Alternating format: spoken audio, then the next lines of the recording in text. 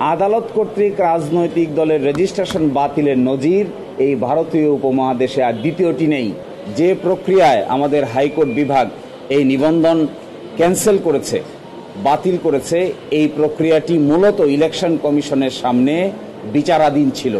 Election কমিশনের সামনে বিবেচনাধীন কোনো বিষয় আদালত এইভাবে ক্যান্সেল করতে পারে না। বাংলাদেশের গণতান্ত্রিক সংসদীয় গণতান্ত্রিক রাজনীতির সাথে বাংলাদেশ জামাত ইসলামীর অস্তিত্ব ওতপ্রোতভাবে জড়িত।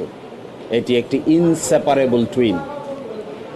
দেশে দেশের বাইরে বাংলাদেশের নাগরিকরা জামাত ইসলামের প্রতি অনেক আশা এবং আকাঙ্ক্ষা করে।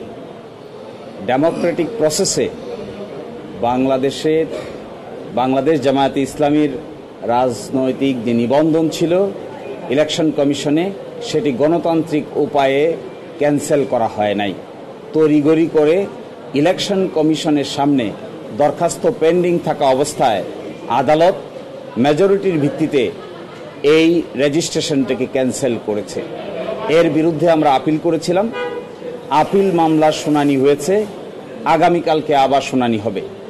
আজকে শুনানিতে মূল কথাটা যেটি এসেছে তার প্রথম ছিল, যে প্রক্রিয়ায় আমাদের হাইকোর্ট বিভাগ এই নিবন্ধন ক্যান্সেল করেছে, বাতিল করেছে, এই প্রক্রিয়াটি মূলত ইলেকশন কমিশনের সামনে বিচারাধীন ছিল, বিবেচনাধীন ছিল।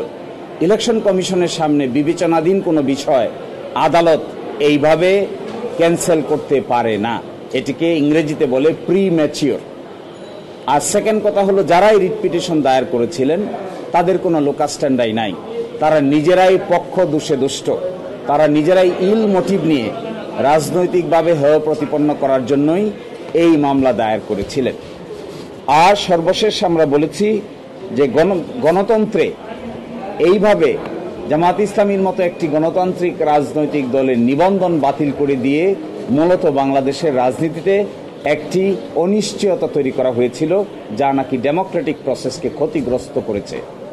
এই আর্গুমেন্টগুলোর ভিত্তিতে আমাদের আপিল বিভাগ আপিলের বিষয়ে একটি সিদ্ধান্ত উপনীত হবেন বলে আমরা আশা করি এবং আগামীকালকে বাকি অংশ শুনানি হবে। উনি বলতে চেয়েছেন যে এটাই প্রথম কোনো ইনস্ট্যান্স কিনা, উদাহরণ কিনা, যেখানে আদালত কর্তৃক রাজনৈতিক দলের রেজিস্ট্রেশন বাতিল করা হয়।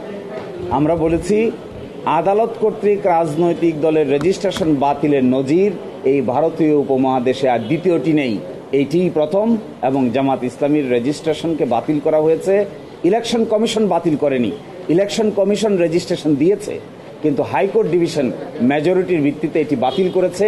এই নজির এই ভারতীয় উপমহাদেশে একটি এবং একমাত্র নজির।